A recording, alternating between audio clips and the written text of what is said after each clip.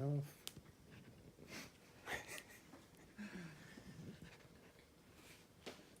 Who really ended apartheid? Most people would think it was Nelson Mandela who was the huge influencer in ending apartheid. Actually, it was Stephen Biko. And in this speech, I will go over how Stephen Biko stopped apartheid, how he influenced the public to help him stop apartheid, and thirdly, how his influence has carried throughout South Africa's history, throughout all time. Okay. First, what is apartheid? Apartheid was segregation in South Africa, and where there was political and economic discrimination against all non-Europeans in the country.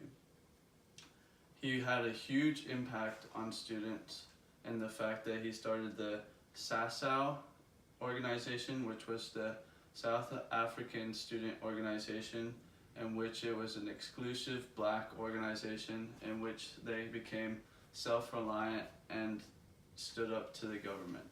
Also, he started BCM, which was a black consciousness movement, and the fact that it revamped the energy towards anti-apartheid, and the fact giving the extra boost for African Americans to believe in themselves and uprise against the government. He had a few setbacks though in his anti-apartheid movement, and the fact he was banned from going anywhere in the country other than where he was localized to, which was Kingstown.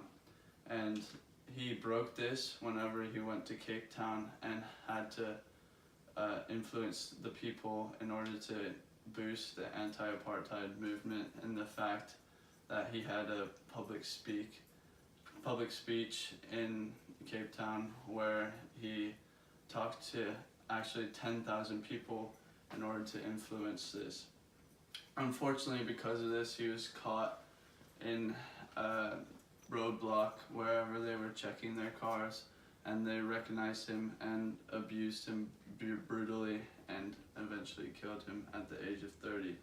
However, this was beneficial to the anti-apartheid movement in the fact that it gave everyone in South America a reason to fight for this cause. Secondly, his key to ending the apartheid was the public, and his slogan that he went through was "Black is beautiful," and giving the black Africans the insight they needed in order to show that they were important and they were actually a human being, even though they weren't being treated like one. He was also a very well educated man, even though he was kicked out of college just due to his public influence and political influence. So his public speeches were very influential to the public.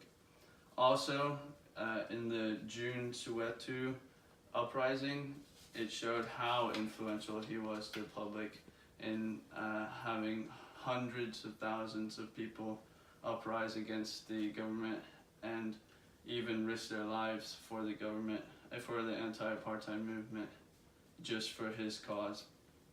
Finally, he had a huge impact in South Africa for all eternity and will continue this. And the fact that very recently after his death, 20,000 people came to pay their respects to Stephen Biko because how influential he was. And then in 2003, Mandela said he was truly the one who sparked the fire that lit the flame in order to create this anti-apartheid movement, and which gave us the push over to complete this movement.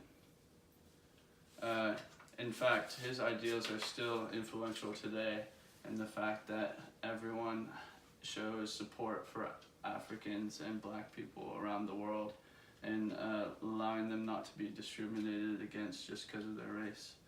And finally, that is why Stephen Biko was the one who eventually ended apartheid, and the fact that he got the public along and that he influenced South Africa for eternity. Without Stephen Biko, where would South Africa be today?